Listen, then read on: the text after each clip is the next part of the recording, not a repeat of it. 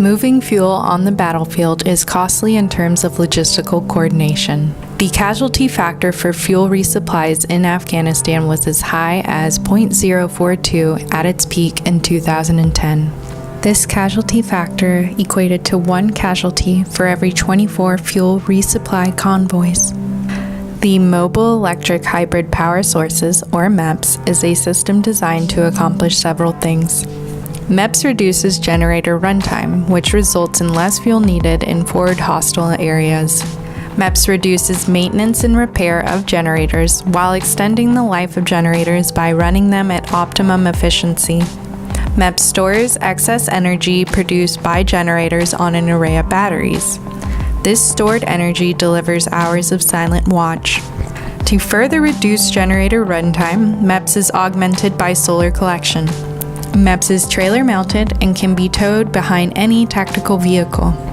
If a catastrophic failure were to occur to MEHPS, the onboard 10 kilowatt amps generator will power the load without MEHPS.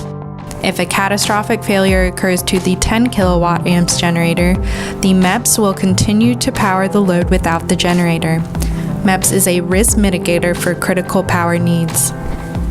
The major components of MEHPS are the DC power distribution unit, the AC power distribution unit, 6 2.6 kilowatt-hour large format batteries, a remote human-machine interface to control the system, a 10 kilowatt amps generator, all integrated into a light tactical trailer. System setup considerations. In hot environments, it is recommended that shade be used when possible. The remote display interface cable is 20 feet in length. If it will be used, locate the system within 15 feet of the location where the display will be used. The solar interface cables are 30 feet in length. The system needs to be located within 20 feet of the solar array. System interconnection steps. Number 1, ground the generator.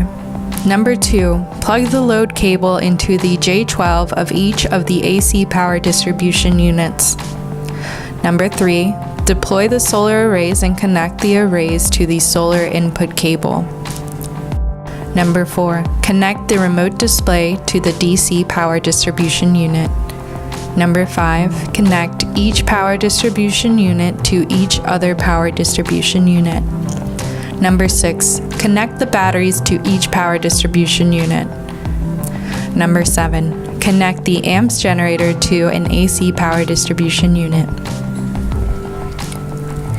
Powering up the system.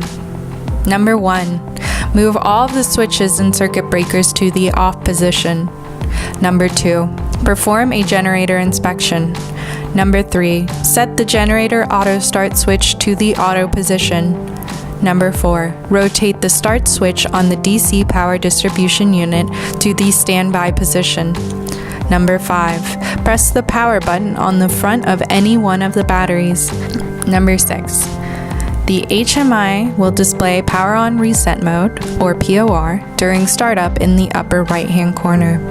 When the initialization is complete, it will change to standby mode. Number 7, switch the genset input circuit breaker S11 and the 120-208 VAC output S12 to on. Number 8, rotate the start switch from standby through run to start. Hold in the start position for 2 to 3 seconds. The HMI will change from standby mode to running. System operation. After the system is placed in run mode, MEHPS will immediately apply AC power to the output. Close the output circuit breaker, S12, to begin powering the primary load, J12, shutting the system down. Number 1, rotate the start switch on the DC PDU to the standby position. Number 2, turn off the load and the AC input circuit breakers on the AC power distribution unit. Number 3, rotate the start switch on the DC PDU to the off position.